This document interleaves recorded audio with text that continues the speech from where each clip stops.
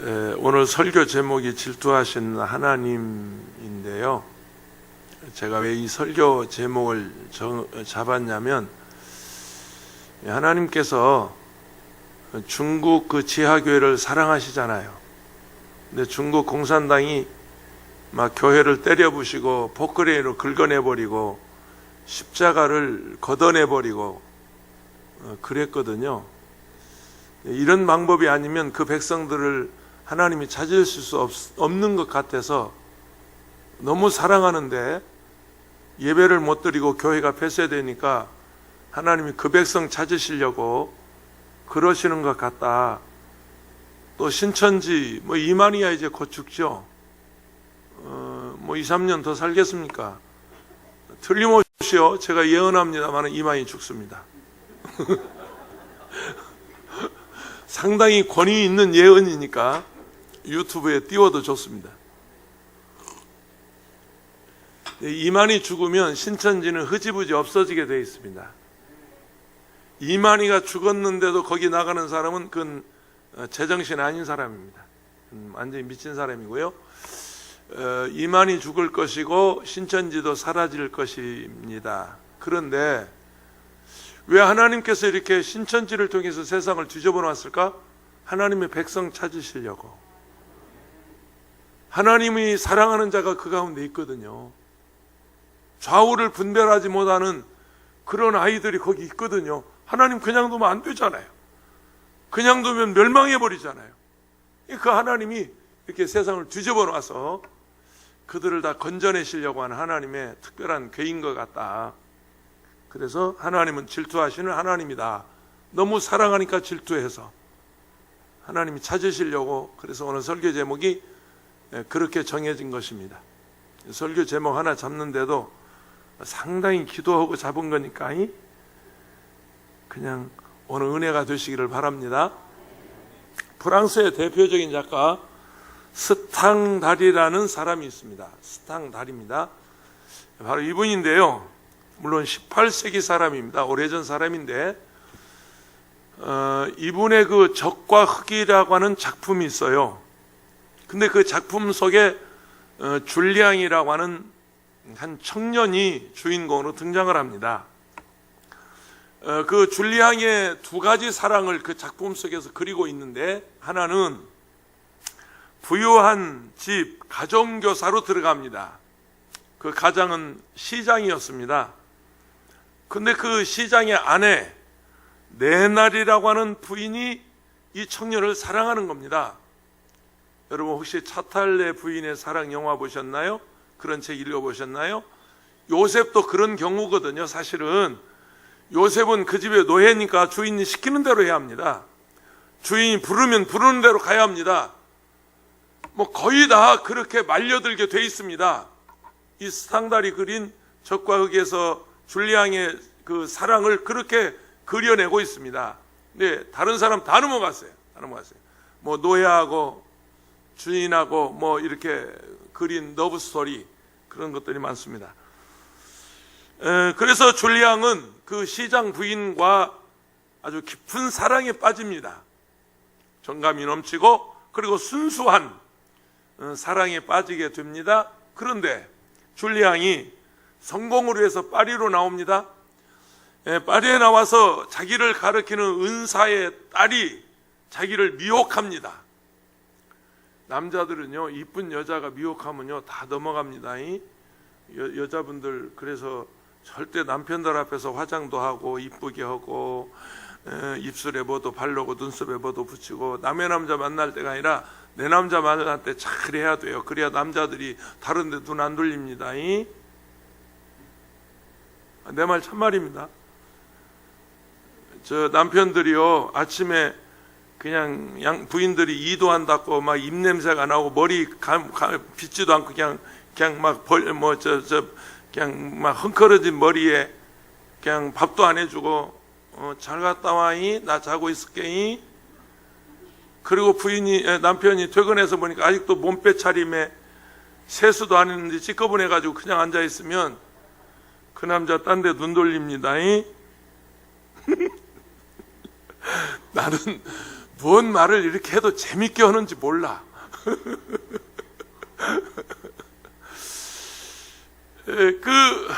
자기 스승의 딸이 줄리앙 청년 얘기하다가 지금 삼천포 빠졌습니다.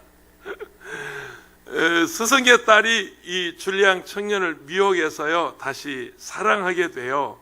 자, 그럴 때 누가 여러분 가만 안 있어요? 미투, 저기 어느 도지사, 세상에 지은이 하나만 사랑할 일이지 왜 여기저기 찝쩍거리다가 죽어?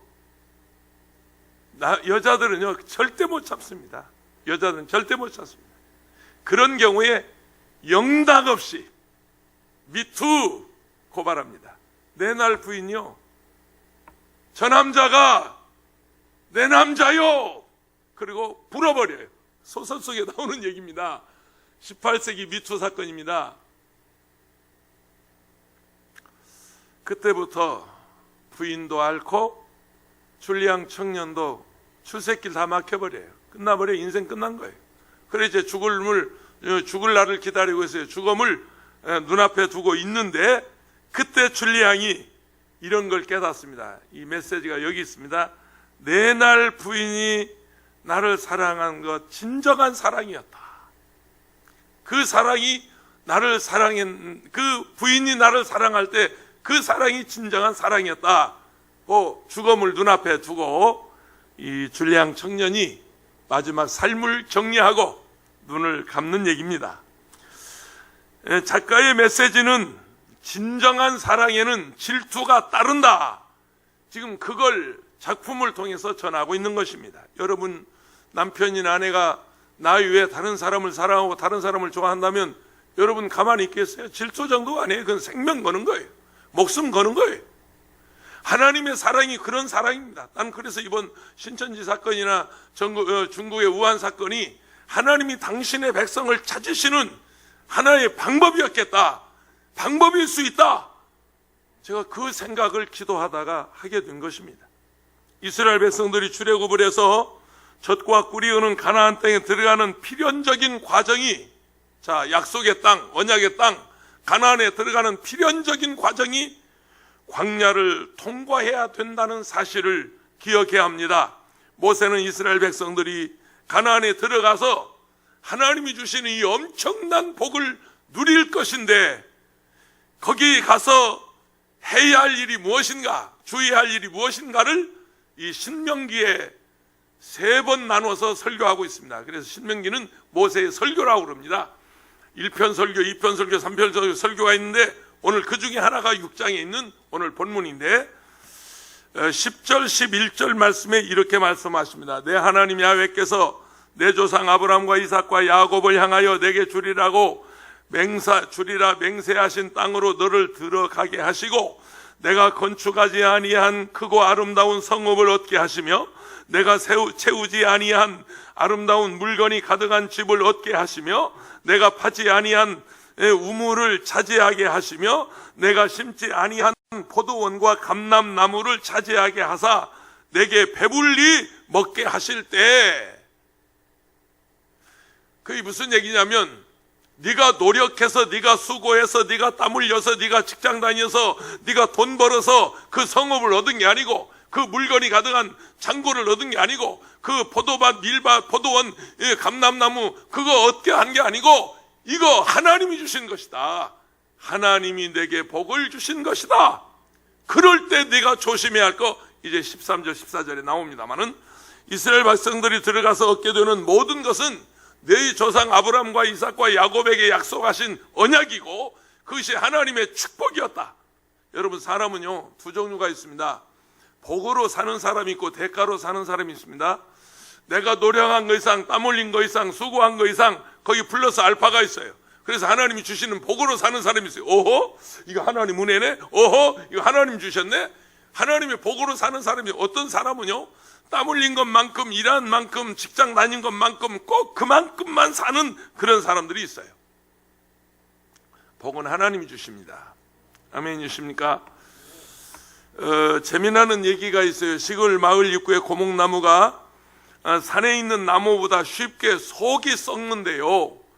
되게 그 산에 우리가 등산하면서 보면 산에 있는 나무가 속 썩는 경우는 별로 없거든요. 그런데 마을 입구에 고목나무, 그 정자나무 영락없이 속 썩는단 말이에요. 그래서 속이 막 확 파져가지고 왕창 썩어서 도려내는 그런 나무들을 우리가 많이 봤는데 왜 그러냐?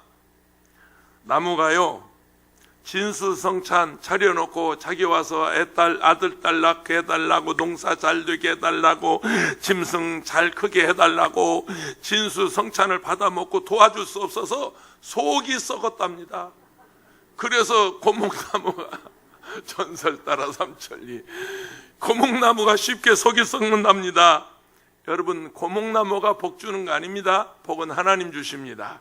창세기 26장 12절에 이삭이 그 땅의 농사에 그의 100배는 얻었고 야훼께서 복을 주심으로 그 사람이 장대하고 왕성하여 마침내 거부가 되어 양과 소가 때를 이루고 종이 심이 많으므로 블레셋 사람이 그를 시기했다 그랬어요.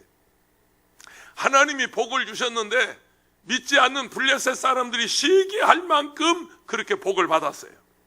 여러분, 병원에서 수술한다고 병 나는 거 아닙니다. 병은 하나님이 고쳐주십니다. 여러분, 농사지어서 직장 다녀서 잘 사는 거 아닙니다. 하나님이 복을 주셔서 잘 사는 겁니다. 아멘.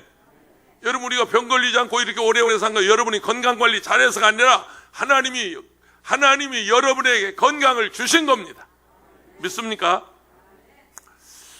옛날에 그 리더스 다이제스트라고 하는 교양 잡지가 있어요. 세계적인 교양 잡지인데 거기에 캘리포니아에 있는 어느 의사의 간증이 실린 적이 있었습니다. 제가 서재시를 뒤져보면 그 책이 틀림없이 있으라고 생각하는데, 이분이 실제로 그 병원에 있으면서 왜 어떤 환자는 똑같은 병인데 더 치료가 더디고 어떤 사람은 치료가 빠른가, 똑같은 수술을 했고 똑같은 병원에 똑같은 의료진의 혜택을 받았는데 동쪽에 있는 사람은 치료가 급속해서 금방 퇴원하고 서쪽에 있는 사람은 치료가 늦어서 늦게 퇴원하고, 도대체 이게 무슨 차이인가 하고 나름대로 조사를 했는데 결론을 내렸어요. 뭐냐면 뒤에서 기도해 주거나 배후에서 기도해 주거나 이분이 신앙이 있거나 예수를 믿거나 하나님께 기도하는 사람은 틀림없이 똑같은 병이고 똑같이 수술해도 치료가 급속해서 금방 퇴원을 하고, 기도가 없고 하나님을 모르는 불신자들은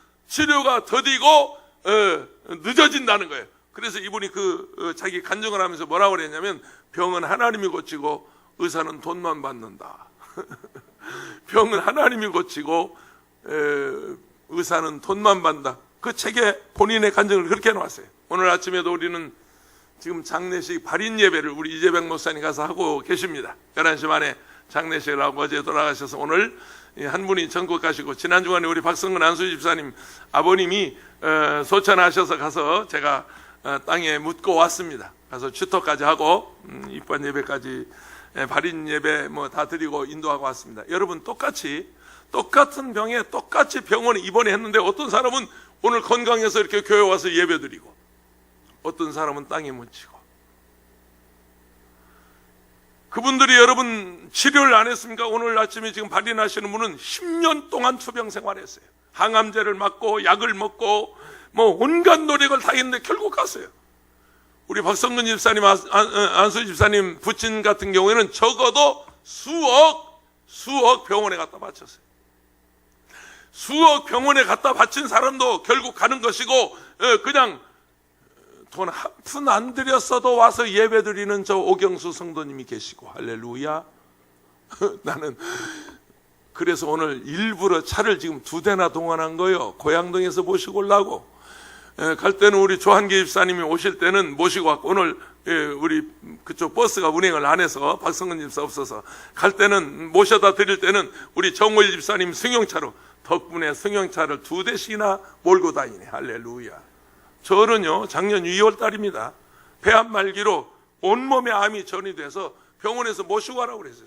우리 병원에 손댈 데가 없다고 그랬어요. 더 손댈 수 없다고 그랬어요.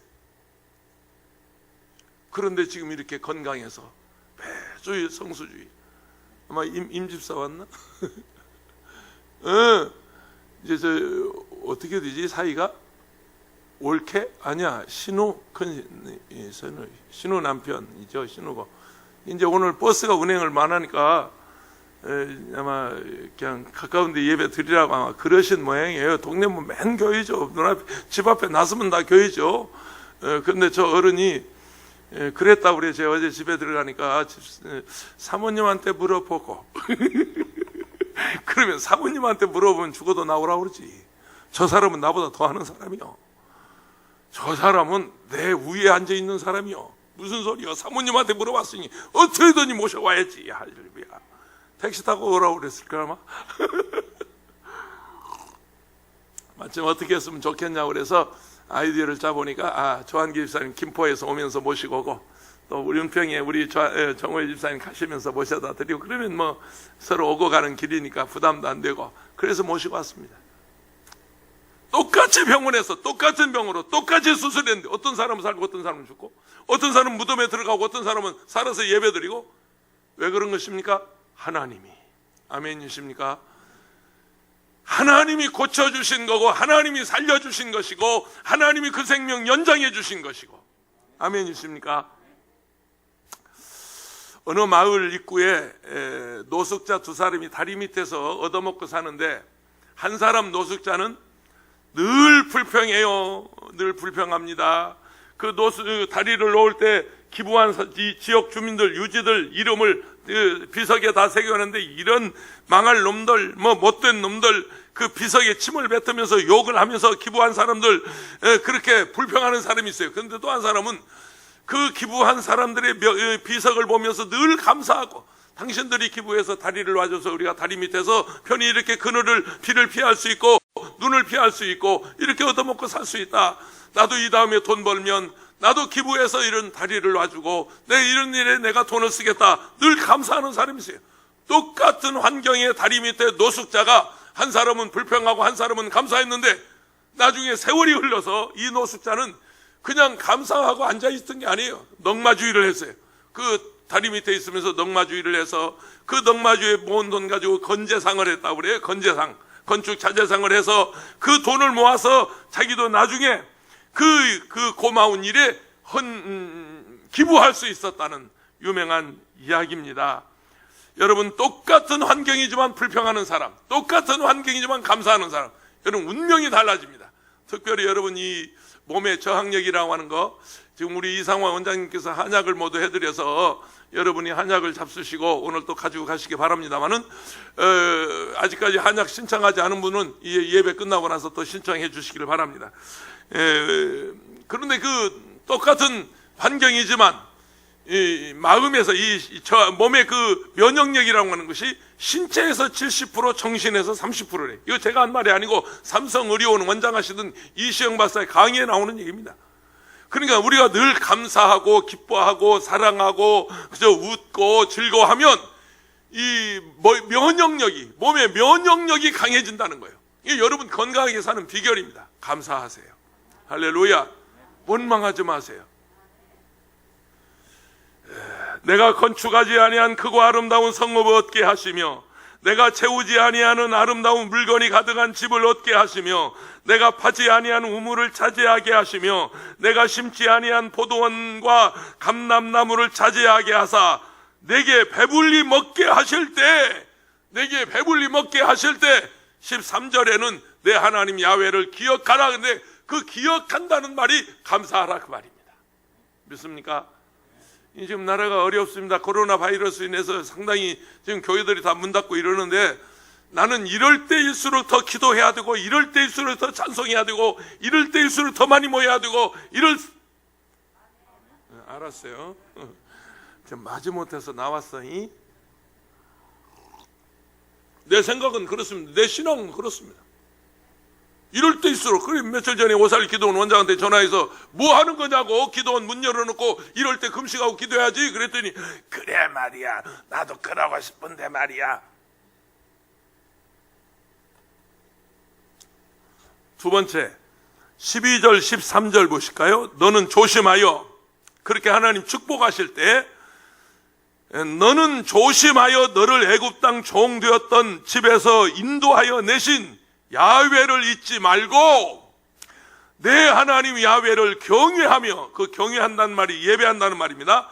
내 하나님을 예배하고 그를 섬기며, 섬기는 것이 예배입니다. 그분을 예배하고 경외하고 그의 이름으로 맹세할 것이니라. 하나님 앞에 분명히 말하지만 그런 엄청난 하나님이 복을 주셨는데 하나님을 경외하고 예배하고 경배하고. 할렐루야. 모세는 이스라엘 백성들이 가나안에 들어가서 생활이 넉넉해지고 살기가 좋아지고 배가 부르고 등이 따뜻하면 틀림없이 그들이 하나님을 잊을 것이라고 생각했어요. 그래서 이런 설교한 겁니다. 사람들은 어려울 때 하나님의 말씀을 따라 살려고 했습니다. 기도해서 하나님 앞에 몸부림칩니다. 우리 70년대까지만 해도 여러분, 우리 대한민국이에요, 교회가 미어 터졌어요. 기도원이 미어 터졌어요. 제가 70년대 후반부터 오살리기동 강사로 섰는데, 여러분, 그때는 정말 여름 성회, 겨울 성회 하면 부산에서, 대구에서, 광주에서, 목포에서, 심지어 제주도에서 막 비행기 타고 오고 버스 타고 오고 대전에서 오고 꾸역꾸역 사람들이 오면, 지금은 문 닫았어요. 그 기도원이 문 닫았어요. 왜 그렇습니까? 국민소득이 3만 불 이상에 이제는 우리가 먹을 만큼 살고 뭐 있을 만큼 있고 우리가 이제 살기가 편안해지니까 마치 하나님이 도와주지 않는 살 것처럼 생각하니까 에라 이놈들아 하고 하나님 한번 뒤집어 본 거예요. 나는 그렇게 생각해. 하나님 없이 살 수 있나요? 하나님이 도와주지 않고 살 수 있나요? 언젠가 제가 말씀드렸지만 애완동물 중에 개과가 있고 고양이과가 있다는 말씀드렸어요. 개는 주인이 발길로 차도요, 깨갱깨갱 부뚜막에서 부직갱 해가지고 이러면 개새끼하고 막 때려 깨갱깨갱 얻어맞고도 깨갱깨갱. 그러고 나서 돌아서서 마루 밑에 가서 이렇게 기다립니다. 꼬리치고, 주인이 어디 나갔다 막 꼬리치고 덤벼들고 막 올라타고 그럽니다.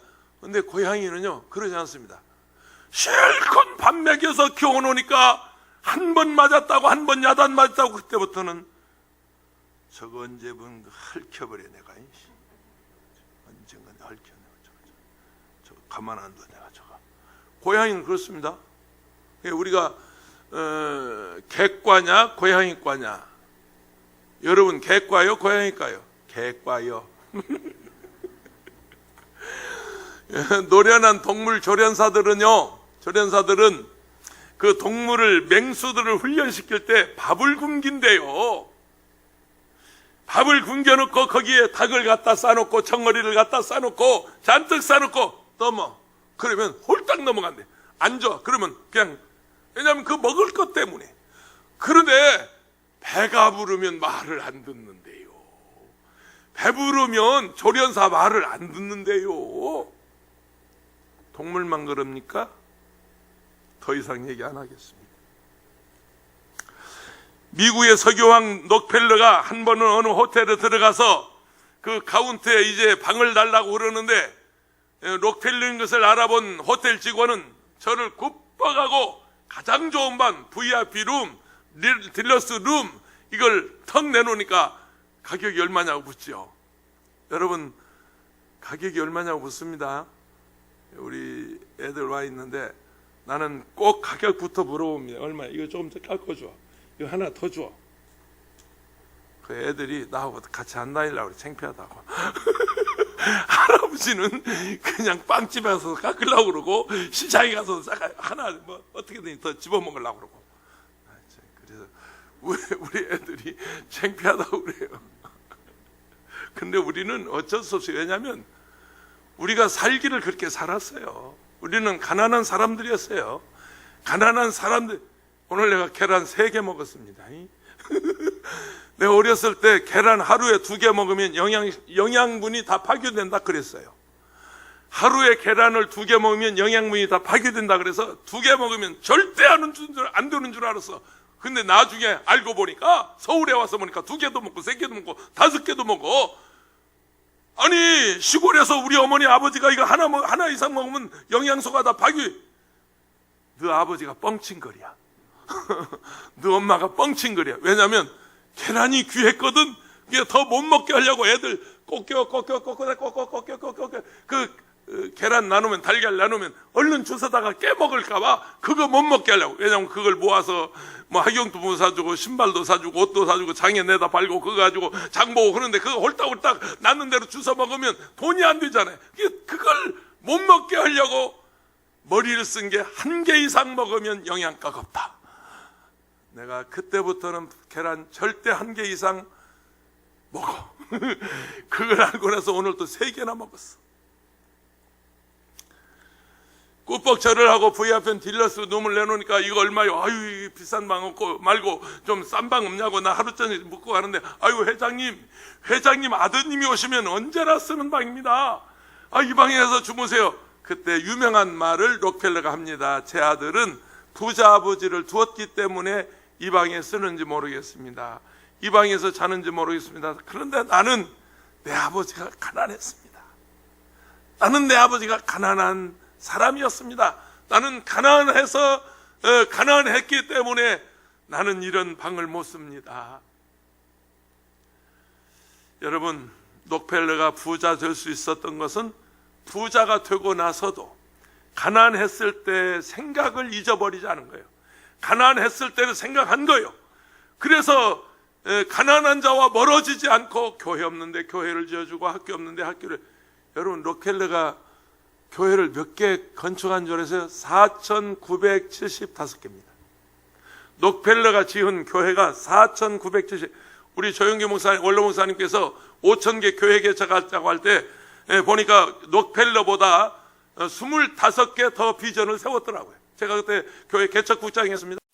목사님께 가져가서 이 국내 이 남한 일대 5,000개 교회를 세울 데가 없어요. 그래서 어느 날 기도하다가 그렇지, 우리가 통일되면 북한에 세워야지. 그래서 북한에 2,700개 전부 체크해가지고 목사님한테 가서 보고를 했어요. 목사님, 5,000개 국내에는 남쪽에는 세울 데 없으니까 북쪽에 2,700 세우고 남쪽에 2,300개 세우죠. 그랬더니 야, 너 굿 아이디어다, 참 좋다. 그때 여러분, 원로 목사님이 제가 그 보고하는 자리에서 했던 말씀이 있습니다. 2002년이니까 지금부터 한 18년 전 제가 개척국장했는데 그때 뭐라고 하셨냐면, 앞으로 우리 교회같이 큰 교회는 다 없어진다 그랬어요. 우리 교회같이 큰 교회는 다 없어진다. 내가 은퇴하고 나면 이 교회 10,000명 남겠냐 그랬습니다. 우리 원로 목사님 나 앉혀놓고 내가 보고하는 자리에서 그 말씀. 그러나 지역에 세워진 교회는 주님 오실 때까지 영원하다. 그래서 교회가 지역에 세워져야 한다. 동네마다 세워야 한다. 도시마다 세워야 한다. 2002년도 내가 개척국장 할 때 우리 원로 목사님 예언처럼, 그럼 나는 그때 깜짝 머리 돌 뻔했죠. 그때 성도가 70만인데요. 아니, 이 목사님이 지금 무슨 말씀하시는가 하고 뒷걸음쳐서 결제받아가지고 나왔습니다만, 지금 생각하니까 목사님이 예언의 말씀이었어요. 이번 여의도 순복음교회 한 달 동안 온라인 예배 드리고 나서 한번 가서 체크해 보십시오. 한 달 동안 예배 쉬었다가 다시 드리려면 앞으로 적어도 한 5년, 아니 복구하기 힘들 겁니다. 복구하기 힘들 만큼 성도가 줄어들 겁니다. 힘들 겁니다.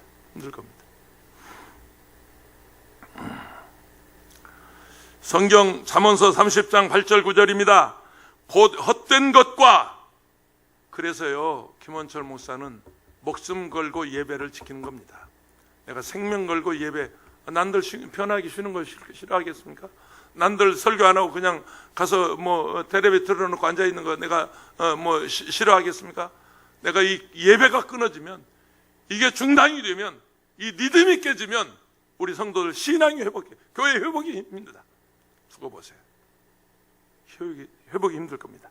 잠언서 30장 8절 9절입니다. 곧 헛된 것과 거짓말을 내게서 멀리 하옵시며 나를 가난하게도 마옵시고 부하게도 마옵시고 오직 필요한 양식으로 나를 먹이시옵소서. 혹 내가 배불러서 하나님을 모른다. 야훼가 누구냐 할까 하오며 혹 내가 가난하여 도둑질하고 내 하나님의 이름을 욕되게 할까 두려워함이니이다.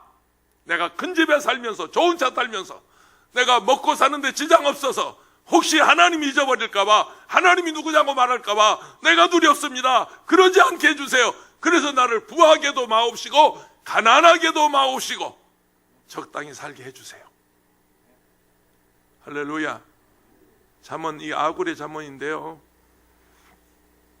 우리가 비록 큰 집에 못 살아도 반지하 기생충 때문에 대한민국 반지하가 떠가지고요, 영국 BBC에서 와서 전부 취재해 갔대요.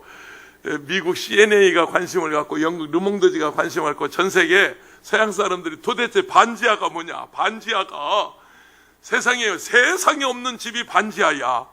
우리 대한민국만 있는 게 반지하야. 여기도 지금 반지하에 사시는 분들이 몇 분 계시는 것 같은데 걱정하지 마. 영국 BBC에서 와서 취재해 갔다니까. 반지하에 산다고. 참.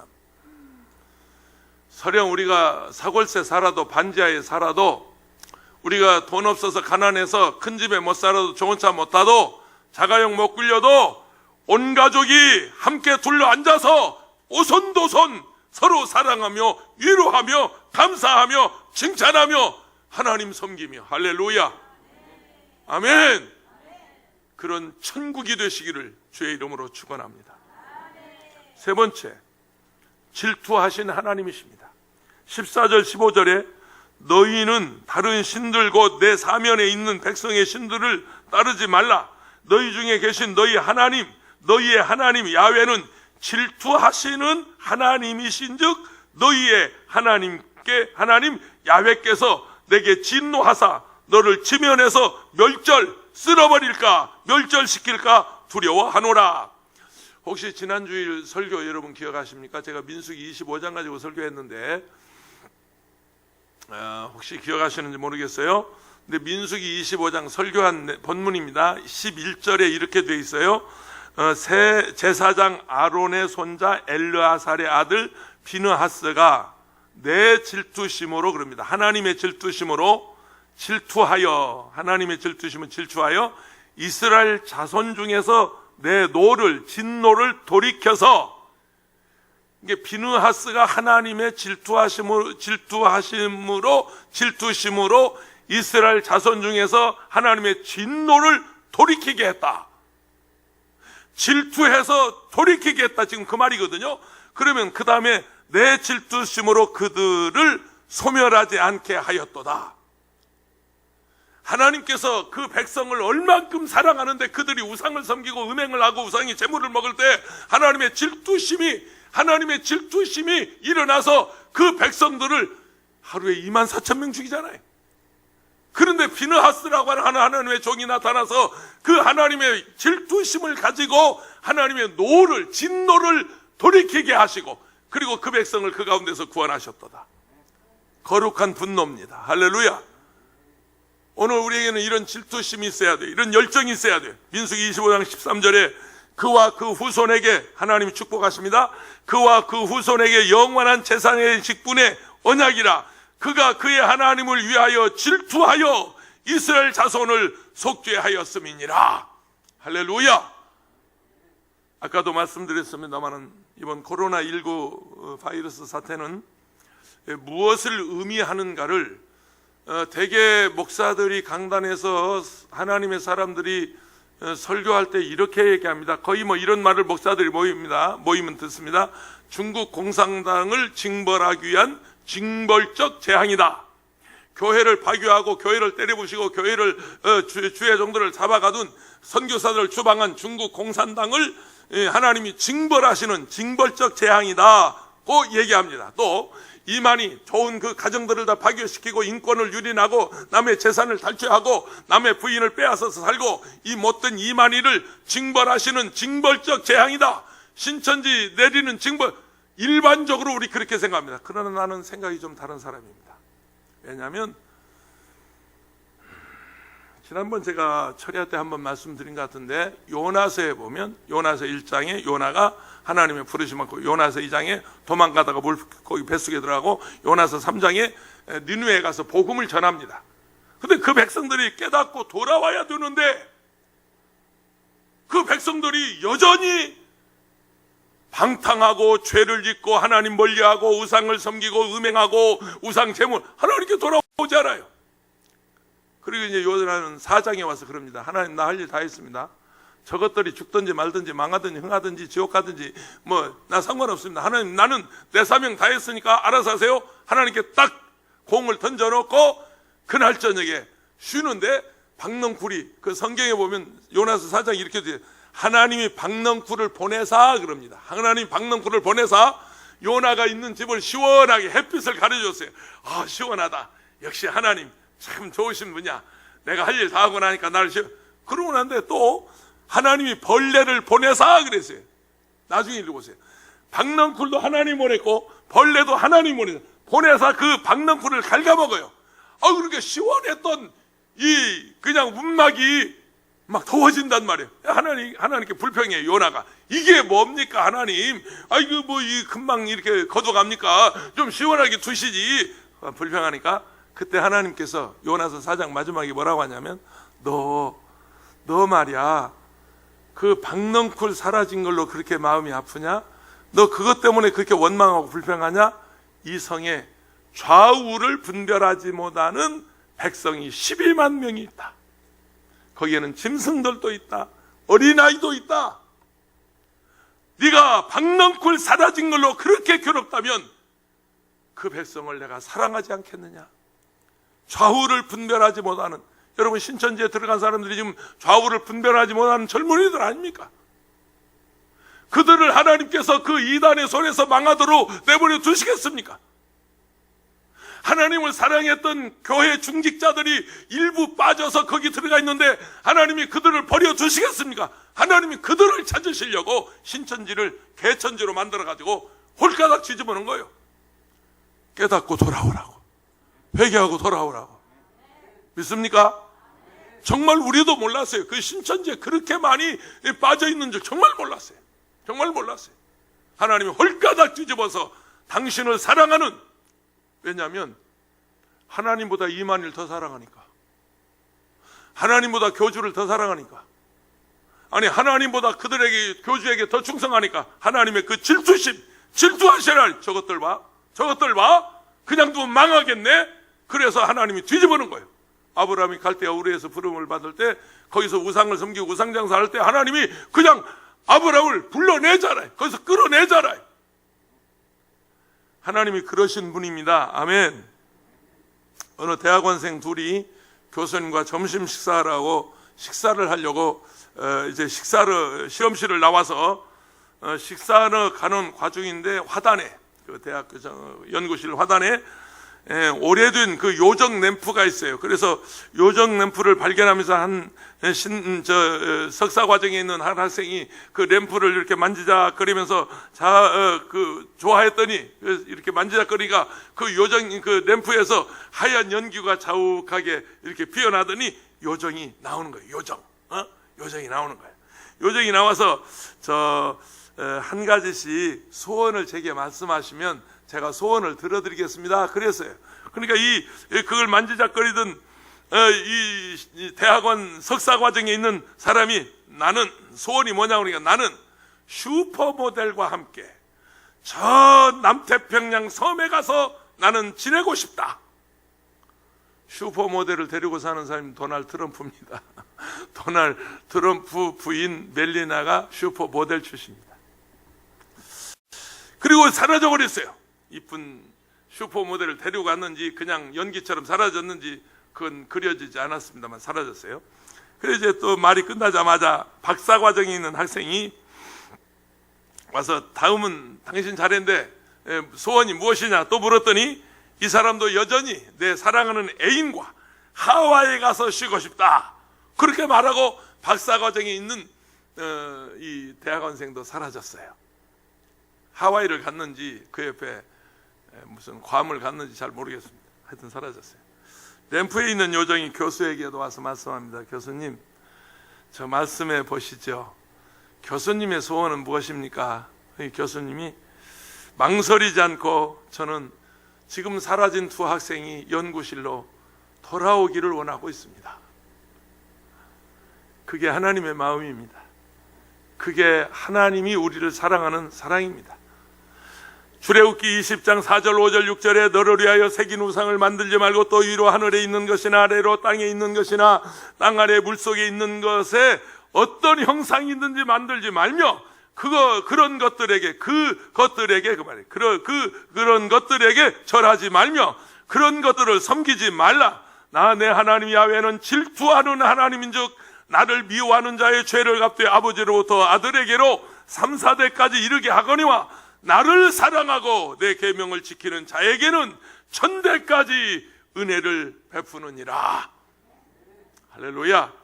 성경에서 말씀하시는 다른 신이 무엇입니까? 무엇이든지 하나님보다 우선순위에 두는 건 하나님 보시기에 신입니다. 여러분의 남편이 소중하지만 남편도 하나님 아래요. 여러분 아내가 귀하지만 아내도 하나님 아래요. 자식이 금쪽 같은 내 새끼, 눈에 너프도 하지 않는 내 자식들이 소중하지만 그들도 자식들도 하나님 아래요. 무엇이라도 하나님보다 위에 있으면 그게 신이요, 그게 우상이요. 하나님께서 우리를 사랑하는 가족과 좋은 집과 재물과 세상의 아름다운 것들을 주신 것은, 잘 들으세요, 하나님 잘 섬기라고 주신 겁니다. 근데 그걸 섬긴다고 거기에 빠져 있다면 하나님이 얼마나 질투하시겠어요. 좋은 자가용을 주셨는데 그 자가용 가지고 주일날 예배 드리려지 않고 그 좋은 날, 오늘같이 이렇게 좋은 날, 맑고 개창한 날 여러분 꽃놀이를 갔다, 들놀이를 갔다, 가족들하고 어디 여행을 하고 있다, 하나님이 얼마나 질투하시겠어요. 좋은 승용차 왜 주셨습니까? 주일날 성도들 모시고 다니라고. 할렐루야. 오늘 조한기 집사 참 잘한 거예요. 그 좋은 차 에코스를 왜 주냐? 성도들 모시고 오라고 줬지. 어쩐지 부탁할 때는 그 말 안 했어.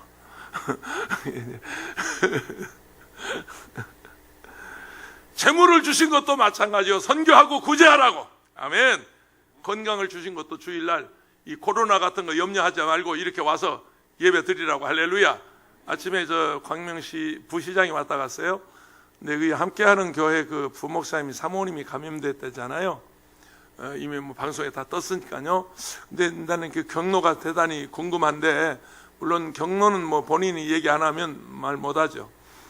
그런데 놀라운 것은 오늘 광명 부시장이 와서 뭐라고 하냐면, 네 식구가 애들 둘하고 남편하고 살았는데 애들 둘도 괜찮고 남편도 괜찮대요. 본인만 감염이 됐다는 거예요. 여러분, 이렇게 여러분 감염되지 않고 주일날 교회 와서 예배 드리는 거 얼마나 감사합니까? 만약에 여러분이 감염이 돼서 격리되어 있다면 어떻게 하시겠습니까? 여러분이 확진자가 되어서 만약에 사망한다면 어떻게 하시겠습니까? 하나님 감사하잖아요. 감염도 되지 않게 하시고 죽지도 않게 하시고 건강하게 하시고. 우리에게 건강 주신 거, 재물 주신 거 뭐예요? 하나님 예배하라고. 근데 문 닫아놓고 집에 콕콕 박혀 있어? 어떤 부인이 집에 콕콕 박혀 있었더니 그냥 살이 쪘대요. 또 어떤 교회 목사는 확진자, 집에 교회 안 가고 집에 누워 있으니 살이 확 쪄가지고 확진자가 됐대요. 난 별소리 다 들었어 오늘.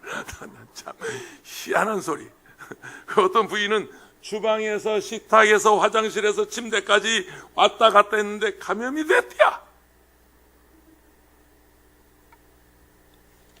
확진자, 살이 확 쪄버려서 확진자.